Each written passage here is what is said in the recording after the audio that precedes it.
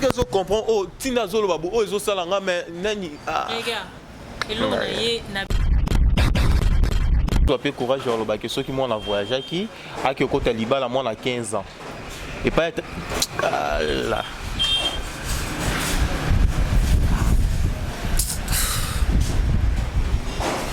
Bon, si on a maîtrise pour d'autres personnes va passer un. Est-ce que déjà pour faire ce business, il faut demander la carte d'une personne? C'est quand même sa fille. Bien sûr, je sais, c'est aussi ma fille. Donc je sais que ce que je fais, c'est pour notre bien. Est-ce que c'est... Bébé, ce n'est pas ça qui va nous séparer. Sorcière. Ce n'est pas ça qui va nous séparer, chérie. Excuse-moi, on a une pour s'excuser. S'excuser, kaka. Excuse-moi, bébé. Et puis, il y a clairement que on a vie heureuse. C'est pas que nous allons faire voyager, Très heureuse de vous savoir nombreux de partout où vous nous suivez, en direct de la ville province de Kinshasa. Mesdames et messieurs, je vous dis bonjour, bonsoir et bien. Tout dépendant de l'heure à laquelle vous avez décidé de nous capter. Et si c'est votre première fois déjà, l'exercice est simple. Tu t'abonnes et tu appuies sur la cloche de notification pour ne rien rater. C'est toujours moi, votre humble servante, Priscala Guerrière à la présentation, qui est là toujours pour vous servir. Un grand merci à toutes ces personnes qui me font confiance. Merci à toi, monsieur Guégué, depuis la Côte d'Ivoire. Je te salue. Salutations à tous mes abonnés des États-Unis, en tout cas de la France, du Paris, en tout cas je vous aime énormément. Abonnez-vous déjà, partagez, likez, commentez. Un grand merci à toi Gaëtan Kiseka, je te salue. Dan Egwake, bonjour à toi.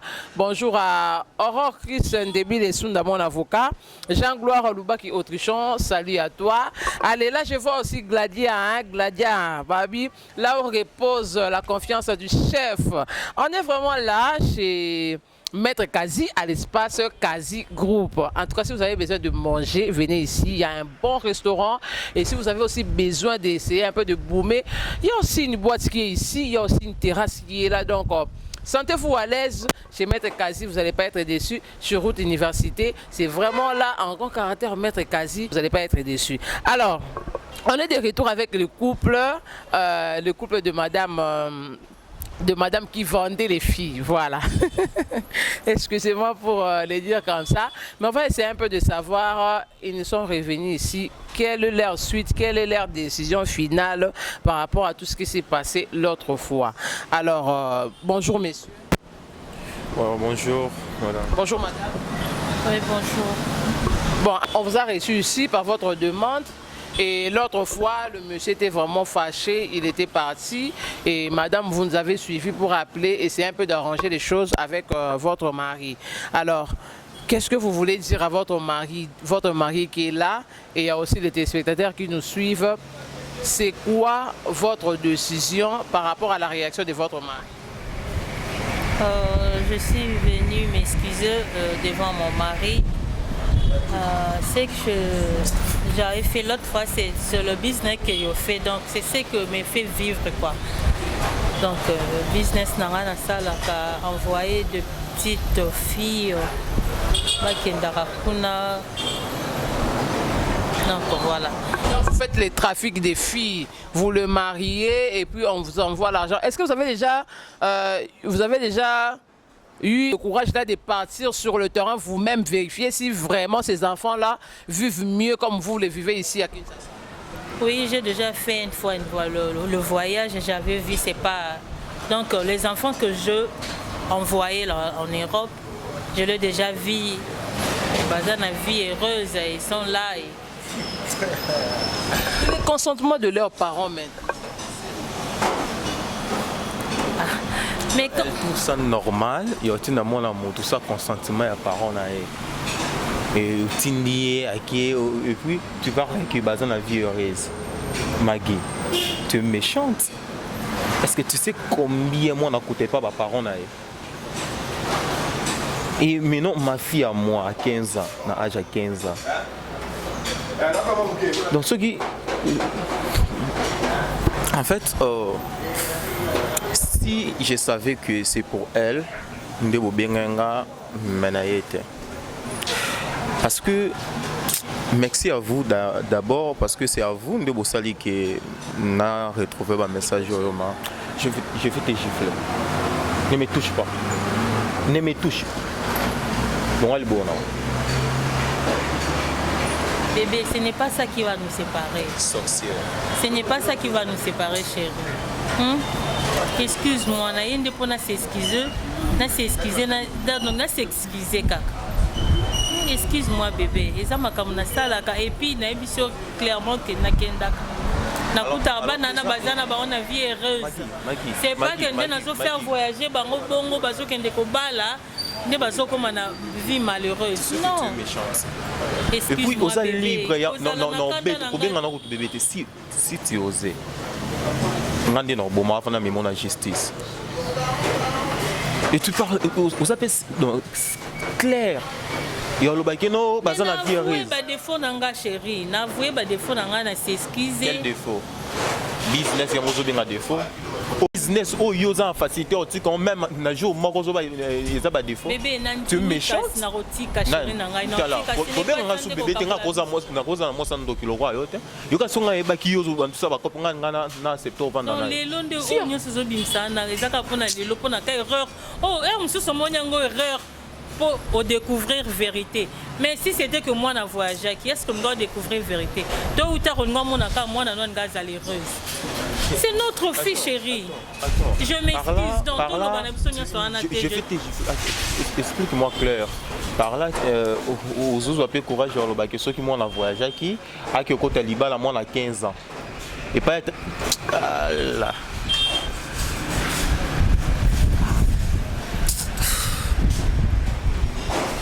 Bon, si on a la maîtrise, d'autres personnes vont passer en fait. Je ne peux pas, il y a aussi bien dans auto.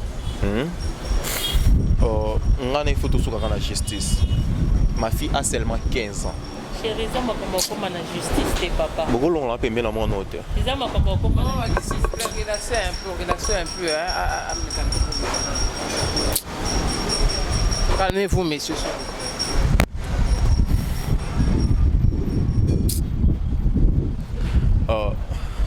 Ma fille a seulement 15 ans. Si on accepte une proposition, parce que bon, as un business, on a eu mon sous-soin on a eu découvrir. Alors bien ça, bon manger, moi on a autant en photo. Alors déjà, Kobima Liban des arrêts via Paragnoso. J'avais accepté, moi on a qui ne photo qui ne autant. Mais Nazaki n'a même pas idée que non, n'enga qui ne poto bongo, et ça pour la cop au soi-disant où il y a sali, pour moi on a qui ne kota libala. Moi on a 15 ans, on a 4 libala au sali. Et puis, les choses les plus difficiles, après, nous sommes dans la salle pour moi on a, n'en a bota moi on a y a évité. Et aujourd'hui, ceux qui ont la maman, moi on a zati y a yebi ba mamboule qui l'a ngate. Et maintenant, il y a aucun Nobel, ça moi, on a un sentiment, on a un consentiment, on a un bon. Je ne sais pas ce qui n'a pas le bon comment. Non, mais n'a bien nani. Donc, tout soit exemple facile. Et là, il y a un qui a un sentiment en quelque sorte, vol, détournement. Et alors, ce qu'il y a, ça ne peut pas être humain. On a maïna makila. Et puis papa là on a accord jeune.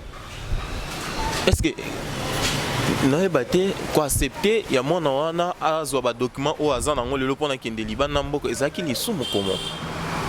Si bino boza quitté moi nga kendaki.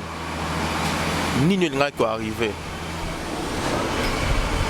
Je suis pas un pauvre. Je suis un jeune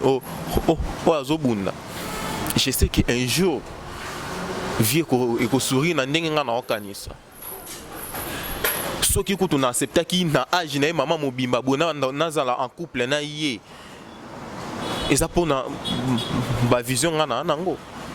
Mais on peut pas accepter ce genre de bêtises et puis bino aye peut pas bino peut bon la facilité yo benga nga pona ya ko tama ko nga pona kutana suna ye. En fait, elle avait voulu arranger, voilà pourquoi vous avez appelé. Arranger quoi? Tout n'a y ni on a bolingo la pesa qui était. Tout n'a confiance, amour, n'a pas ça qui est. Mais Madame Magui, qu'est-ce que vous avez motivé aussi de faire ces genres des actes sans pour autant demander l'accord de famille? Mais est-ce que déjà pour faire ce business, il faut demander l'accord d'une personne? C'est quand même sa fille. Bien sûr, je sais, c'est aussi ma fille. Donc je sais que ce que je fais, c'est pour notre bien. Est-ce que c'est M. Franklin là, vous avez eu quand même le temps de le côtoyer? Si alors c'est un magicien ou c'est un sorcier, vous avez envoyé votre fille de 16 ans. Est-ce que vous avez un peu imaginé quel aurait été le sort de la fille en arrivant là-bas chez un magicien ou c'est un sorcier? Bon. Une fille qui est mineure. En clos, je m'excuse. Donc, je n'ai pas trop à m'expliquer, je n'ai pas trop à m'exprimer. Je m'excuse devant mon chéri. Bébé, excuse-moi. Si tu peux même me remettre le téléphone, ça serait une bonne chose. Depuis le jour où tu as eu mon téléphone, je suis... Mais on des preuves au sein de la justice. Oui, il y a des preuves dans la justice. Donc, ceux qui ont bandé pas dans la moto, bandé ko ba ko linga kaye moto, o bola la kana moto bozaka na c'est que cela veut dire que au salon on a pas famille déjà belé. Au salon on a pas famille belé et maintenant tu vas payer les pots cassés. Chérie. Magui. Ko benga les sous chérie. Jusque là bébé. Ah? C'est pas important. C'est pas important. Donc c'est là un téléphone déjà au bimon a qu'un souté, c'est tout dans ça là on souté, c'était aussi la dernière personne qu'on a gagné à faire voyager pour mes business. Oli ngako kindoteka. Mono lo bolinga ke mingi. Pas bien ngako maman. Pour appeler cela affection donc ceux qui osa dans mona guya rozana mona na vie. Eza pona mare. Okanisanya so na te bébé. Na kanisanya so te. Non ça là on est sauté, je m'excuse. Mon indokia. Je m'excuse alors. Ah là.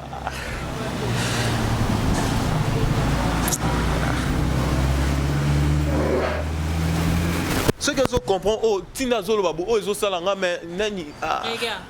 Hello na bengisi o awa na s'excuser et puis tu me remets mon téléphone. C'est tout ce que lingi sous à l'encontre. On a payé au téléphone ton limbi son akufa. Son a sali était l'eau moi à bongo. Na la que la ma bébé na ramoka. Tu es méchante. Et pour Zando qui Satan à personne. Mais bambou to vivre na ngo biso mi balé hein. Pas business nanga. O sepel na ngote to vivre na ngo biso mi balé. On a ndako peso bolingo. Et aujourd'hui, le quoi na yebi, je peux pas continuer dans une relation. Oh, pour dans un monde déjà tant aux aboués, aux à l'aise, n'a pas faire il y a bouzo bosalara, il y a c'est criminel. Pour nan de clexir yo ba faire nous dans la logique. Pour peut-être aux monde c'est comme si c'est le mot ya mukie. So moni peut-être na ozala na ba maîtrise oh. Na boyo mata to pe na boya. En fait, quand ça l'homme a bébé, ils ont pour ne pas on en salle après. Vous comprenez? Pour ça, on a le bien simbo dans tout on s'en angle l'autre. Mais oh nyo so yo sala, oh nyo so yo sala na vie. Mi tema ba parents bat oh yo zoki ça. Au foutango. Wallahi, je t'assure. Non mais moi je dis, là. Très bien. Vous comprenez? Le quoi vous pensez que les relations sont peut-être à côté là yo. Nabi banzelani na koken. Tu es méchante? Yo ça nous zongo nyokola ngapona. Non nyokola po yo po nyokola ba parents ba. Yo ebi combien on nga sanga pas soki na yo ka imarambo déjà so mwana kendaki. Oza kuto ba maîtrise pour l'hôtel la paix, mon lango no akité azana. Et puis tala mikanda nyonso salela ki mwana na okekoke. C'est ok, non? Ah, vous comprenez? Ok, mais beau salarié. Pour appeler la place où vous retrouvez. C'est quoi vous doit faire voyager dans des non?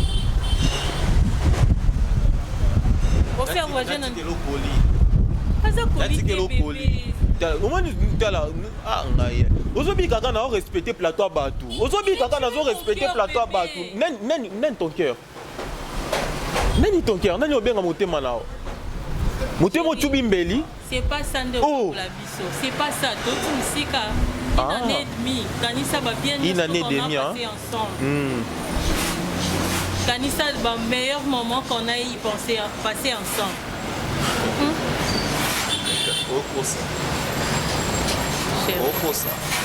La route qui va sauver. Donc, comment je peux dire? Bon, la route qui va. On laisse tomber, on arrête. Déjà, du moins, on a voyagé, tout faire voyager, moi, et on a sous place à ma bête, on a directement la place à Kende. Tout, tu me remets mon téléphone. Et puis, on a mis la justice. Je t'assure, on a mis la justice. Et puis, au-delà de ça, ma boule, débat. Tu me connais très bien. Tu me connais. Pour tout le monde arabe, moi aussi. Oui,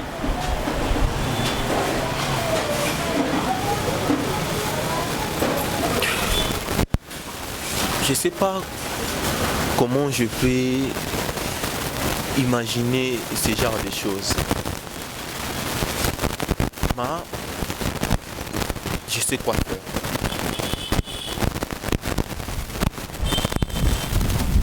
Une femme, on a payé Bolingo, on a Luki, Nazala.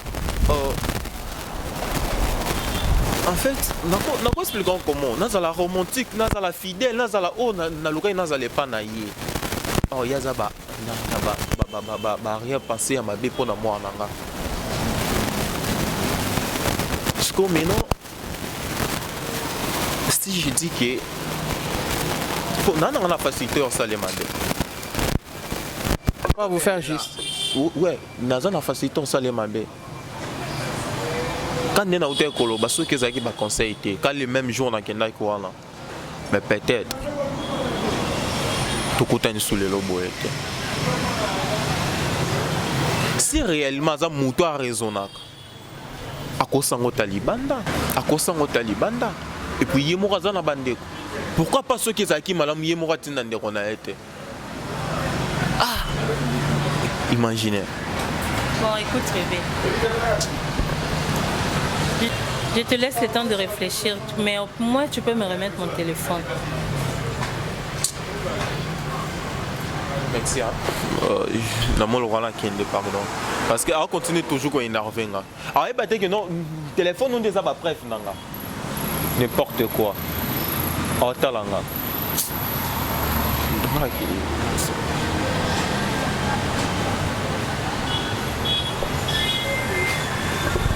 Ah, en tout cas, Madame Magui, je ne sais pas quoi faire.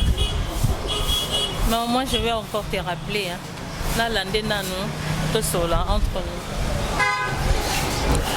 nous. Bon, merci beaucoup en tout cas. Vous avez vu comment ça finit. Les messieurs étaient catégoriques et il a refusé.